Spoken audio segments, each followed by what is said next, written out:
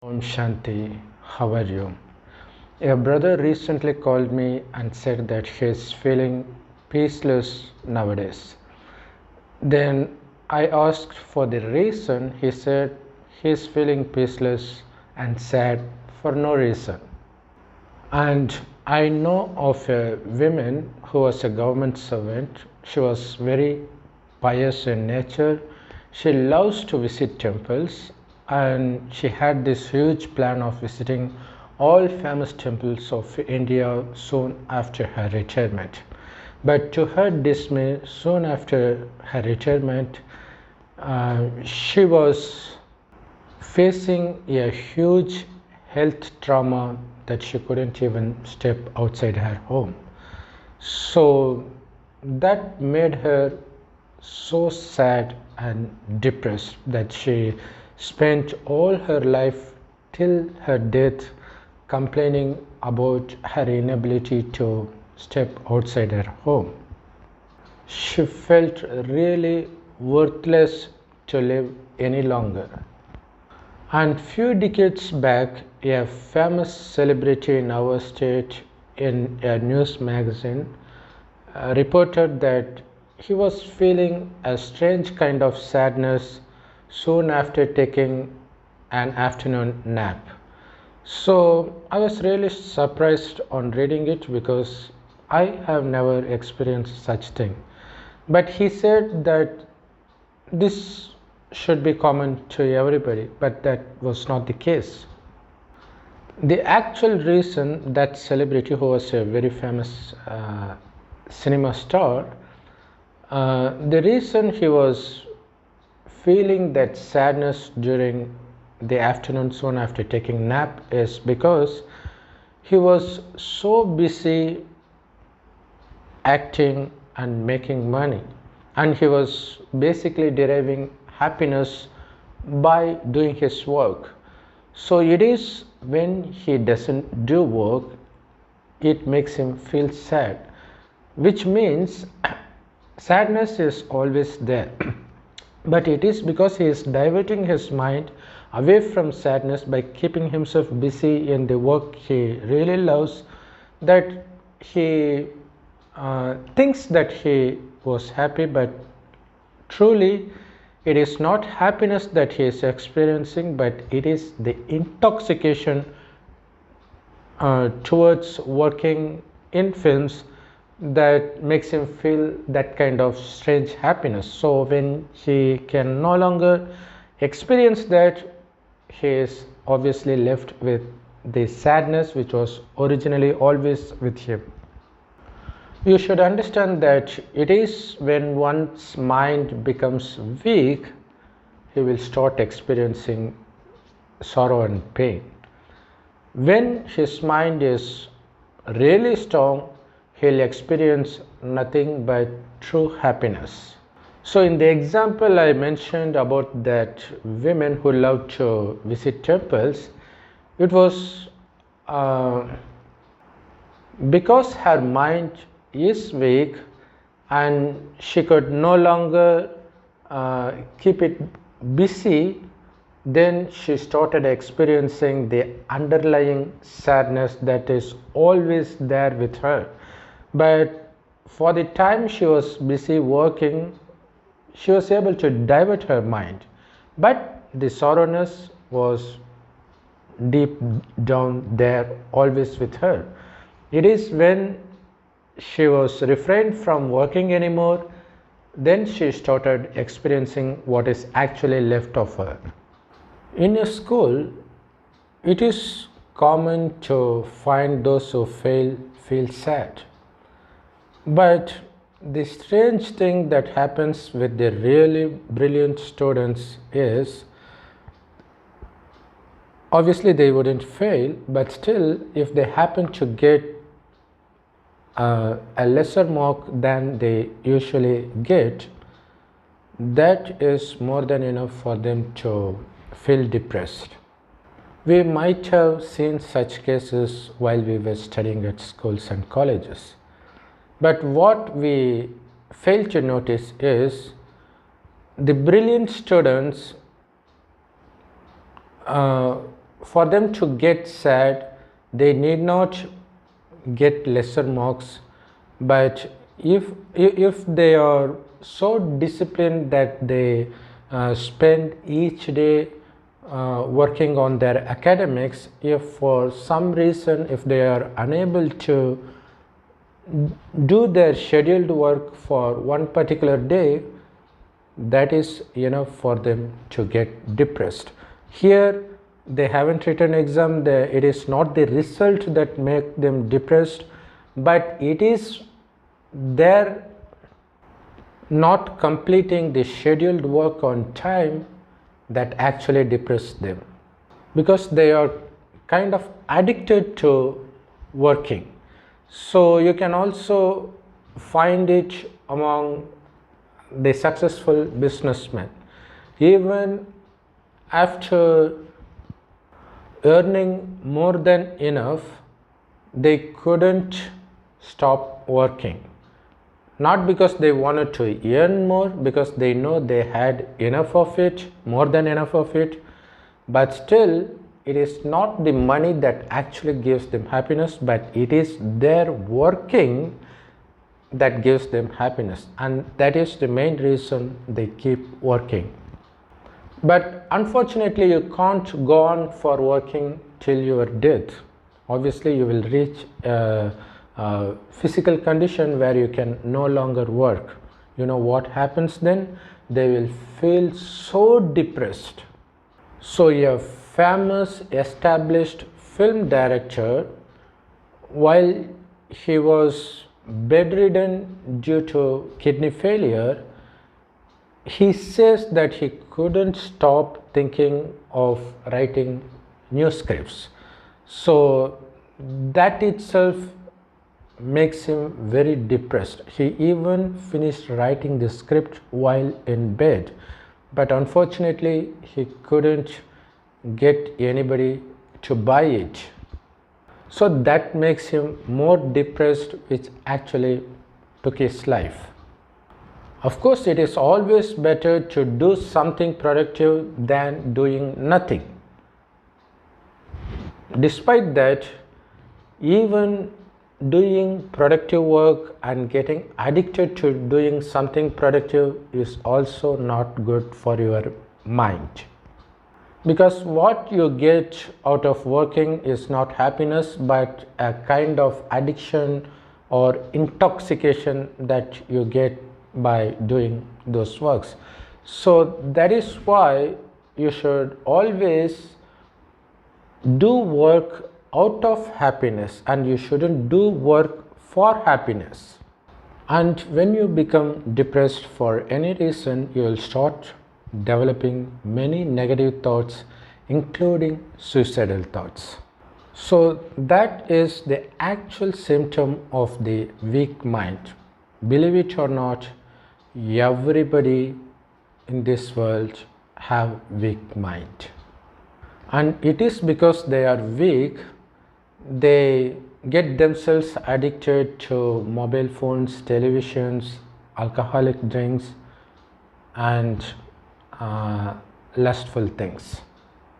Snatching away the mobile phones and turning off the television screen is more than enough for making most of us depressed. So before 5,000 years, while God created heaven, God created us with the strongest of minds. How is that possible? Because we were soul conscious. That is, we considered ourselves to be the souls that shines like a tiny star in between the eyebrows, which is why Hindus apply tilak in between the eyebrows. So we considered ourselves to be the souls, and we see each other as souls. As a result, we were not attracted to the external things like the beauty of the body or beauty of anything in heaven. Of course, the world was very beautiful in heaven, but still their happiness were not dependent on the things external to them. Instead, they were constantly aware of the fact that they were souls that is different from this body, and their focus was always on themselves, which means they were absolutely detached from everything they perceive through the senses. So that is the indication of the strong soul.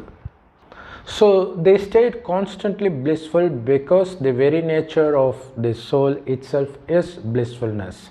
So they were blissful and peaceful on their own. So they were so content with themselves that they did not seek out for happiness from anything external to them, which is why their mind and intellect remained strong and they were able to take correct decisions. So as long as the world was heaven for the first 2500 years, they were soul conscious and their mind and intellect was completely perfect. But after that, they become body conscious because they can no longer have their attention focused on the soul. So they could no longer get happiness from within, so they depended on the external things to get happiness from through their physical senses. That's how they became addicted to the sensual pleasures, and as a result they slowly became addicted to the five vices: lust, anger, greed, attachment and ego, which means the soul becomes gradually weak. So is the mind and intellect. So the more and more weak our mind becomes, we will see our mind getting attached to more and more things and persons that are around us. So it gets attached to people and things so much that if anything happens to detach from us, then the mind becomes so depressed that it will look for something that gives it intoxication, like sex and drugs and television and mobile phones. And that is why we see the present generation hooked on to the mobile screens. The soul, along with mind and intellect, becomes more and more weak as they get intoxicated by more and more things around them. And God reveals about this disease of the soul when he comes 100 years before the destruction of this world. He enters an old man's body and he names him Brahma and gives this the knowledge of this 5000 year time cycle through Brahma's mouth. And he says that in order for us for our souls with mind and intellect to become strong again, we need to detach ourselves from everything. So we do not have power on our own to detach from everything. So that is why God asks us to connect our mind with him. So God shines like a tiny star in the golden red colored light world. He is also a soul just like us, which is why he is called Supreme Soul. The only difference between souls and the Supreme Soul God is we enter this birth and death cycle that lasts for 5000 years, while God stays away from this birth and death cycle. Nonetheless, he needs to come in the end. He doesn't take birth like us. Instead, he enters an old man's body directly and he names him Brahma to give this knowledge through his mouth. So God says it is by considering ourselves to be the soul separate from this body and connecting our mind to Supreme Soul as much as possible, our mind becomes gradually strong.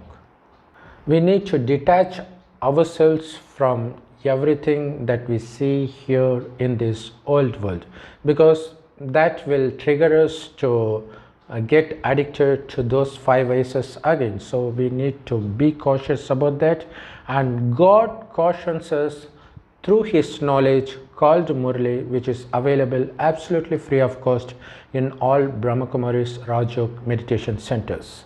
It is also available in many YouTube channels and websites. I'll be giving the links of some of them in the description below, and you can also Google it yourself. So here we are just shifting our focus back to ourselves, because we are souls and soul is eternal. So all we need to do is to bring our attention to the soul constantly. So nothing in this world is going to stop you from doing that, but you have to make effort. It takes time. Once you are able to keep your attention constant towards yourselves, then you will find yourself becoming more and more blissful, which means your original nature gets activated. Then you start experiencing blissfulness from within. So when you start experiencing eternal happiness, then your mind and intellect will be very strong, and you will be easily able to decide between right and wrong. So you will be taking right decisions along the way. Therefore you will be able to achieve success very easily. Moreover, you will no longer be distracted by anything around you because of the enormous amount of concentration power that you have accumulated by focusing your attention on both the soul and the Supreme Soul. So once you familiarize your mind to the happiness that one gets by being soul conscious, you will start experiencing sadness if you for some reason stop connecting your mind to God, which is actually good. It's a very good signal so that you can connect your mind back to God, because all you get by connecting your mind to God is nothing but blissfulness, and you need not spend money. Instead, if you connect your mind to something that gives you intoxication, that is not going to be good for health, for your physical and mental health.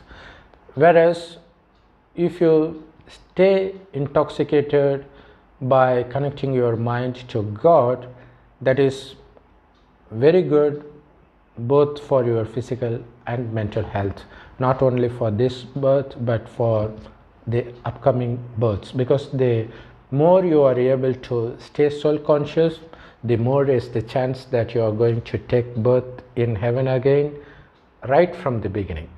But if your soul strength is not that great, then you will be entering heaven in the middle, which means you will have to lose the happiness of the first half of heaven.